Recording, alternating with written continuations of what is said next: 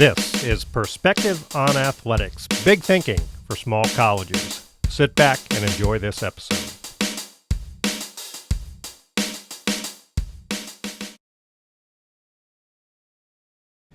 Okay, we're here with Lynn Oberbillig today. She's the Director of Athletics and Recreation at Smith College. Lynn, I really appreciate you taking time, and thanks for joining us today for Perspective on Athletics. Yeah, my pleasure, Mark.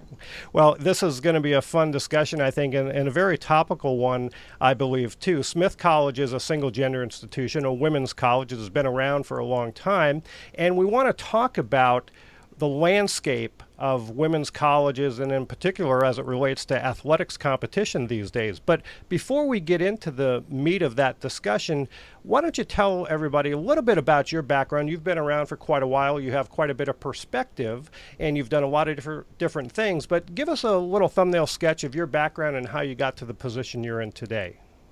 Yeah, I basically started a career as a high school teacher and a coach. So I taught history and government in a small town in Iowa, coached basketball and softball, and really had a passion for the sport world more than the classroom teaching. So I went back and got my master's at University of Iowa and landed my first job coaching at a small regional university in Louisiana called Nicholls State University. And I started their softball program there and was assistant basketball coach at the time. They were Division II. And then 2 years later, they decided to go Division I. And here I am, the head softball coach and assistant basketball coach at a Division I program.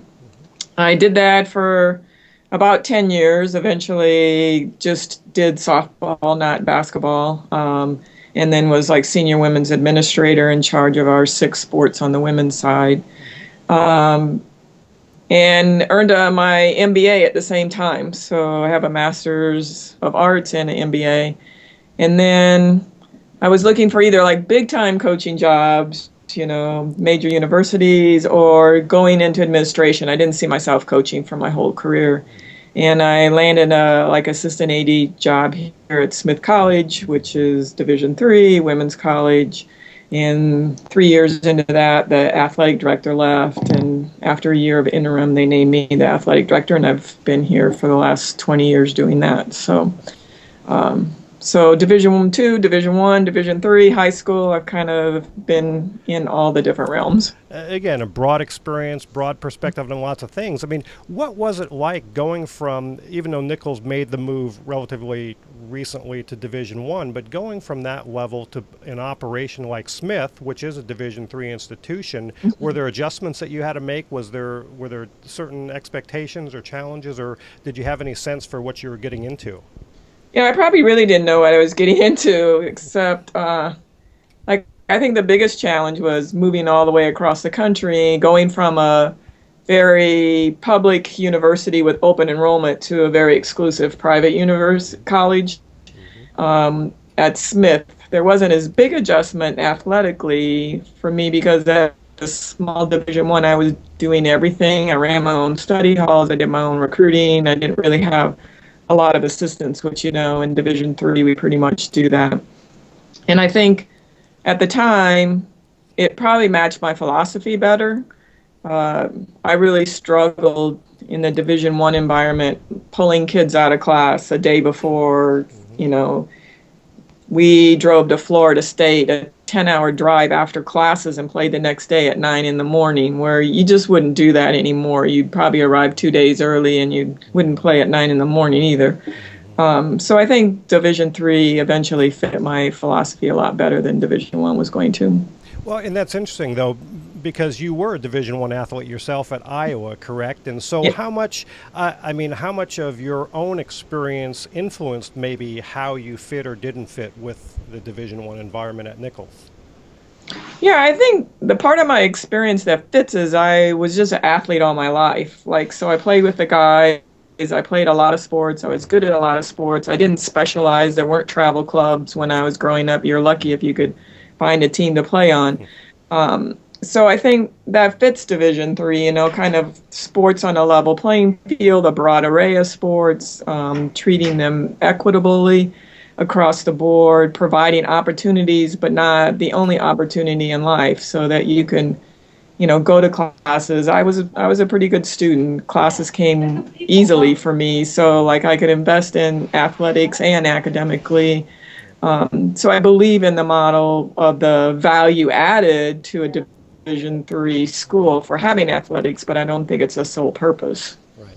Well, and so you end up at Smith College, like you say, a highly selective women's college in the Northeast, and probably very challenging to find the right types of students. But the interesting fact for me is it's a single gender institution, and there are fewer and fewer of them still around these days. And I came across this working with a school that was having some scheduling challenges with their program, single gender institution, didn't have a conference home, and the prospects for a conference home weren't very good because of the single gender situation. So it's just interesting to me, the current landscape for single gender institutions and their athletics programs, and Smith is one of them. And I know Smith has a long history, and the NEWMAC has an interesting history, starting as a single gender conference and transitioning. So I'm wondering what your thoughts are just on the landscape of single gender institutions today, particularly as it relates to athletics competition.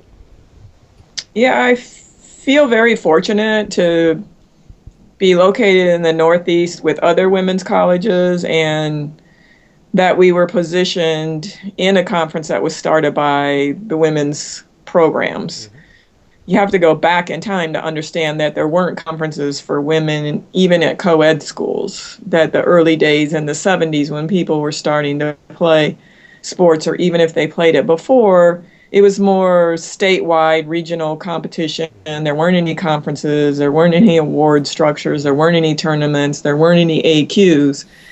And I think the fact that Smith got in on that ground level and pulled like institutions around them with their women's program and started what began as the New England Women's Six.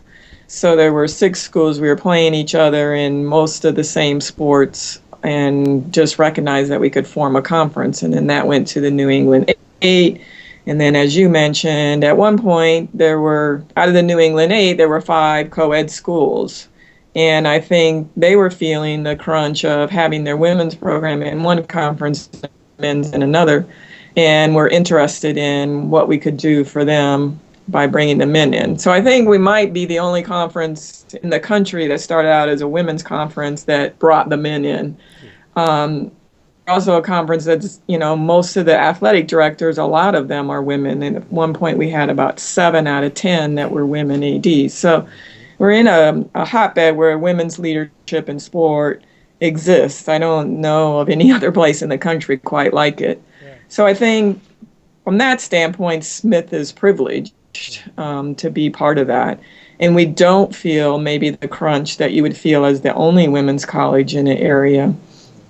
But we do, I think, as a good conference member, make decisions based on what's the strength of the conference. And so it's not just about what's good for the women's program that I'm worried about. I'm worried about the health of our conference and whether we have the right mix of people, because that's going to create the longevity that we need in conference play. And I think it's critical in Division III to belong to a conference now. If you don't, you can't get a schedule.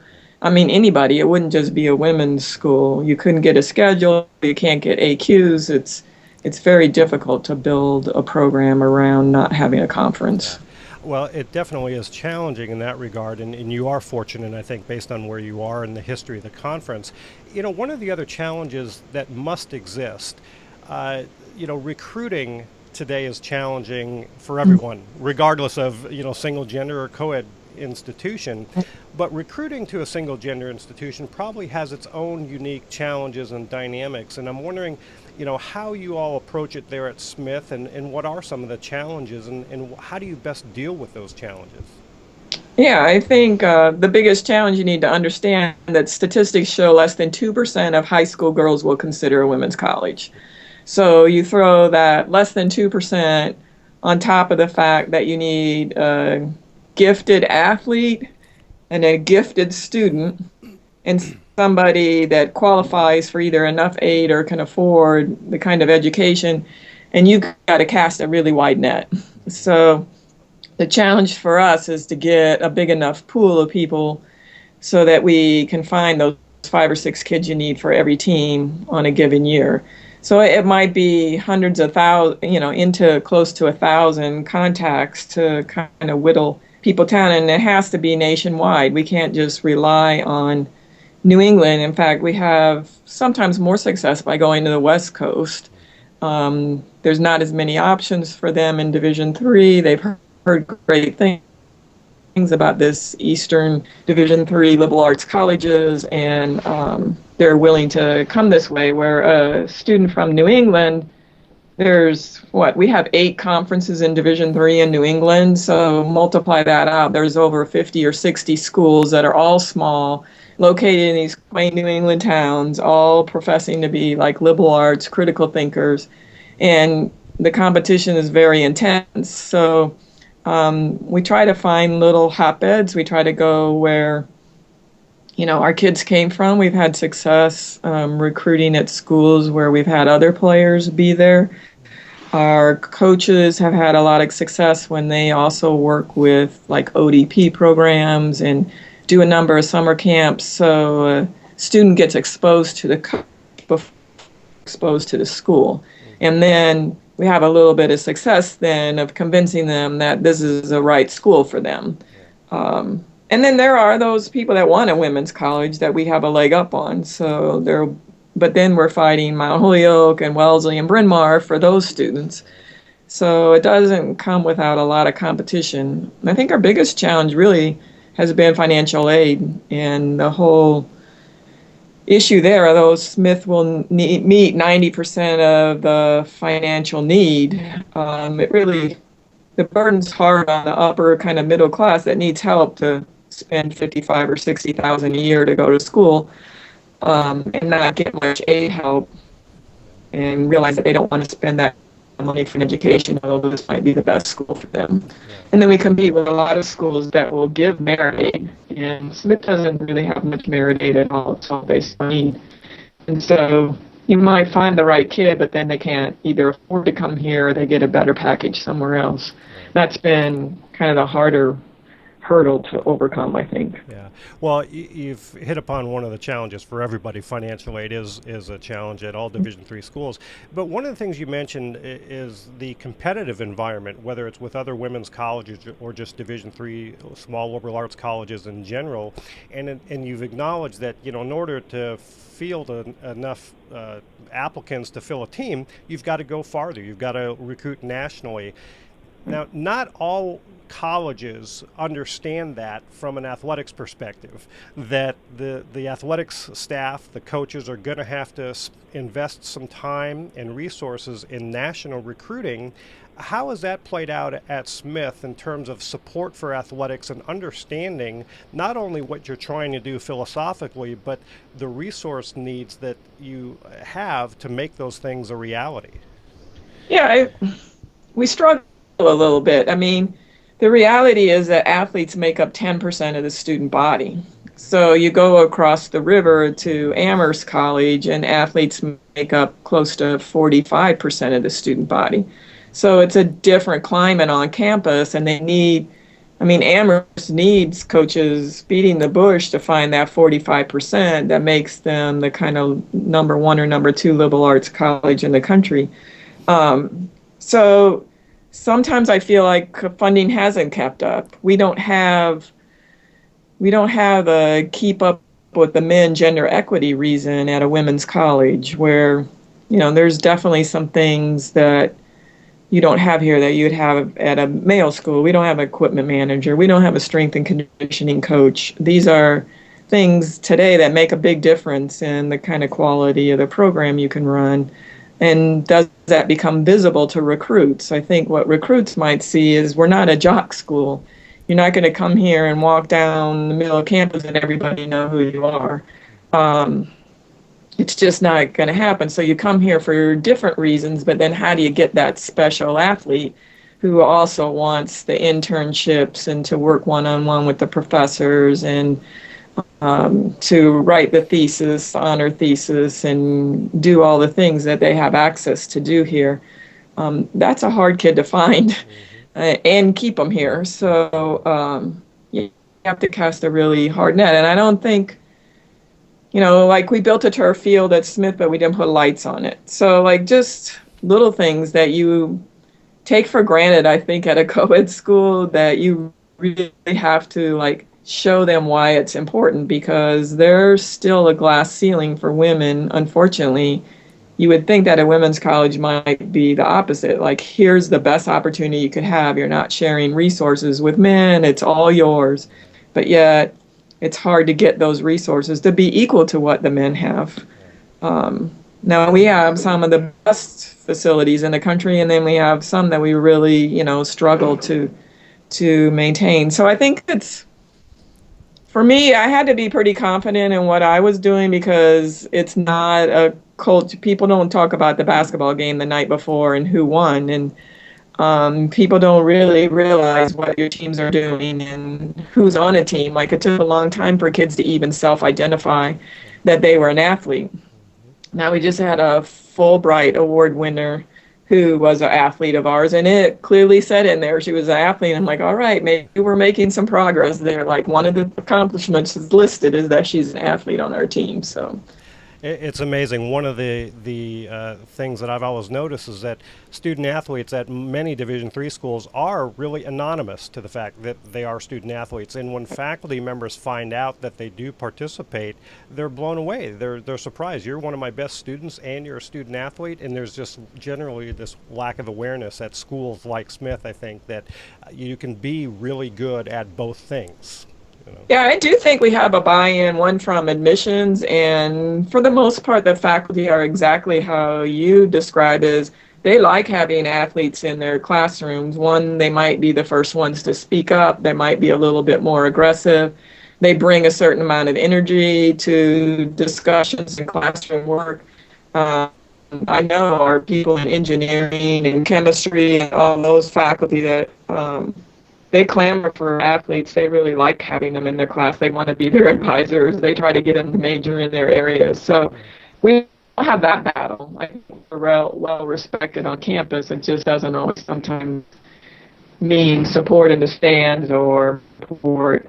And we definitely have a hard time raising funds in the name of athletics that you wouldn't have. Amherst is doing a multi-million-dollar makeover of their facilities. We had trouble raising the $5 million in the last campaign that we wanted for a fitness center and new squash courts. So, we don't have an alumni that's been playing sports that's out there with a lot of money. If sports started in the 1970s here, those alums are just now hitting their 50s, which are the wealthiest times of their lives. And as the sport they knew in the 70s is definitely not like the sport we know today. So fundraising is definitely an issue for us. Resources in general, no matter where they come from, I think are challenging, especially the last 5 or 7 years or so with the economy, with the way it's been. Yeah. So, shifting back to, I think, the single gender landscape and the challenges you might have, I mentioned as we opened the show that there are more and more single gender institutions deciding to go coeducational, and many of that might be driven because their enrollments are low and they're looking for ways to keep the doors open, literally in some cases. But I'm wondering if you have any thoughts on really the future of single gender institutions, maybe generally, and I don't know if you can comment on that, but certainly with regard to athletics. And what do you think it means for those schools? Because many of them may not necessarily be thinking about the impact on athletics necessarily if they decide to go coeducational. So I'm just curious what you see down the road for single gender institutions in athletics. Yeah, I think what you're seeing is a pattern of maybe the stronger single women institutions surviving where the smaller ones that couldn't make it are turning over. And so I think I don't see in the near future a change for a Smith or a Wellesley or a Mount Holyoke. People, we have a long history, like you say, and there's a tradition and it's valued. One of the good news is applications at Smith continue to go up. So they're not going down. We're not losing applicants. We're able to fill the class that we want all the time. With really high-level kids. So I think there's a place for single gender education. I think for a lot of people, it's where they can find their voice and find their passion. I know we say, in Division III, find your passion, develop it, reach your potential kind of thing. But I think it happens for women at Smith. I see a lot coming in and going out as different kinds of kids with a voice, with some confidence. And, maybe that's what they needed to enter the workforce and be successful. I also think there's an environment on single gender that doesn't have to worry about kind of gender differences. So you don't have to play those games a lot of times, and it doesn't take up a lot of your time and effort and energy. So I don't see a change. I do see some pressure. I mean, Spelman's an example of a school that dropped their athletic program, women's college, where they decided to go the route of investing more money in health and wellness and fitness, rather than, the peak and the elite kind of athlete model. Again, I don't know. We're getting a changeover in administration at our kinds of schools, and there's a lot of people coming in, and I've seen it happen. I keep saying Wellesley and Mount Holyoke and Smith. They're in my conference. I'm very familiar with them. But we have a new president who embraces sport, is a sports fan herself, goes to the Red Sox games, been in the owner's box, a big Patriots fan, on Twitter all the time, comes to the ball games and takes pictures with athletes and hangs out with them, runs in our fun run. I think that kind of administrative support will just help us that much further along the route. I think to be a college and university today, you have to have a sports program. I can't see dropping sports, or that makes us kind of weird. Right. It's the exception, not the norm these days. You're right. Well, on an even broader scale, before we, get to wrapping up this show, you've been very active within Division III governance structure on a number of committees, including the chair of the Management Council. And so you've been embedded in lots of the inner workings of the division and what has been going on over the last, several decades, or not several decades, but several years and decades. But so I'm curious, a similar question about what do you see ahead for Division III, and what are your thoughts on where the division is going and some of the issues that are coming up that all institutions, co-ed and single gender, are going to have to deal with regard to Division III athletics? Yeah, I'm probably going to start sounding old-fashioned now, but I worry about Division III. I worry that the only model we know is Division I, and that we're going to go down that path just with less resources. So, is recruiting and recruiting calendars and talking in terms of that worries me. I don't want professional recruiters. I want coaches who are teachers. And that bothers me too. Most of the coaches coming out these days aren't from teacher programs, aren't invested in the whole higher education. They're X's and O's and good recruiters. We probably could come through a business program and do well with their marketing plans and how to push for their teams. But so that part worries me a lot. And then, some people would call that kind of old-fashioned. But I think, can Division III hold true to that? I think we've done a pretty good job recently. And I give some of the credit to the President's Council of recognizing real issues. When the pressure to do drug testing came along, and we did a pilot program, and less than 1% of students were, testing positive. It was something like 0.5 or 0.7 when it was at its highest.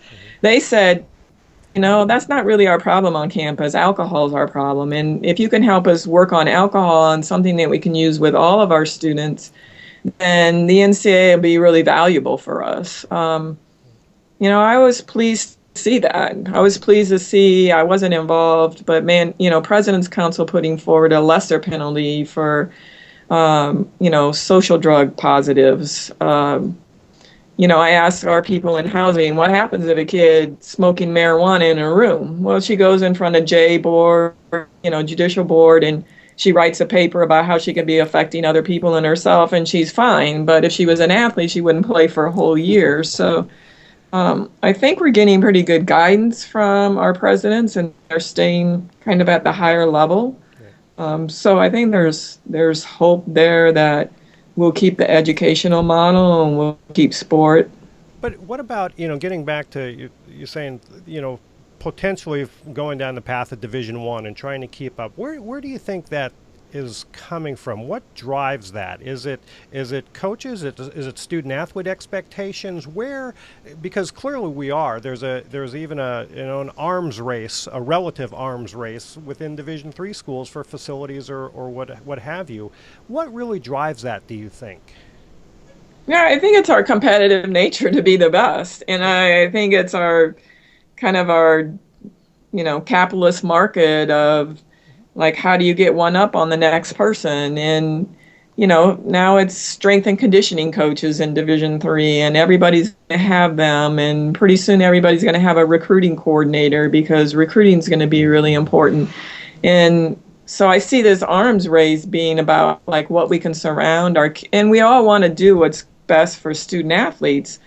And that always seems like it's more. What more can you do? It's not like, can you take you're doing now and just do it better. It's like, what more? Like, what other awards can you give? What other kinds of experiences? You got to take your teams on foreign trips. You got to go outside the region to make it be special. You've got kids on your team from California, so you got to go play a game in California. I think it's just our competitive nature. I was like that as a coach. The job was never done. Like, if I wanted to get better and I wanted to get higher ranked and I wanted to win more games, there had to be that next one recruiting place to go to, and that next, practice to have where you broke down film. So I don't I don't think it's a negative thing. I just think, like, recognizing what's important to us and staying true to that will be ever so much more important when the arms race comes. And I think we build facilities for all students. That's the good news. When we build better athletic facilities at Smith, it's not just for the 10% athletes. It's for all the students to use. Our turf field isn't just used by field hockey and lacrosse. Ultimate Frisbee gets on there, and rugby gets on there on a rainy day, and intramural sports are on there. So that's the good news. Everybody benefits, not just athletes. Yeah, and I think some of those challenges, though, unfortunately, ultimately are tied to resources, and that's where it comes back to. We're all challenged, and people have to continue to find new ways to fund these initiatives in order to keep up. But like I say, I think what you're saying is that as long as we keep proper perspective on what's important at this level, it's all good, even though it's just our competitive nature. So it sounds like the division is in good hands moving forward, is what you're saying, I think. Yeah, I hope so. I see, we had the reform conventions, 10 years ago or 15 years ago now, and the pressure to Division 4, and sometimes I see a little bit of that creeping back. I think there are going to be haves and have-nots, and can you keep 450 schools? And it's probably going to be based on size and money. It's not going to be a philosophical move. It's going to be the schools under 1,000 can't keep up with the kind of spending that we're doing in bigger schools and bigger conferences. Yeah. Well, it'd be interesting to see how this all plays out. But we're getting to the end of our time here, so I wanted to make sure that we have a chance to say thank you again. And is there any other last thoughts that you'd want to share with people watching about your experiences in Division III? Yeah, I think probably serving in governance or in one of the organizations, one of the better things that I did in my career. I think staying on your campus and working in your own department can be very isolating sometimes, and problems and issues become more personal, and getting out there and meeting people like yourself and moving around the conference, finding all the good people that work in Division III athletics is a plus, and it keeps you motivated on a regular basis to do that. So my little push, and the NCAA is not paying me for this, but anything you can get involved in outside your campus, I think helps prolong kind of your athletic career and enriches it in ways by surrounding yourself with other like quality people. I think absolutely right. And for me, that was one of the best things I ever did too, was get involved in the governance structure. And like I say, it just broadens your perspective. It opens your eyes to what other people are going through. And a lot of it is very similar to what you're challenged by. And as well, you're able to network and share information and support each other. And that's a big part of what I liked about serving on the NCAA committee that I served on. So, Yeah. well, we are going to wrap up. Lynn Oberbillig, I want to thank you so much for taking time to join us today on Perspective on Athletics. Your perspective certainly has been valuable. You've touched upon a lot of great things that people can learn from, and I hope that at some point down the road we can have you back on and chat some more. Okay, Mark, my pleasure. Be glad to do it again. Great. Thank you very much, Lynn. Take care.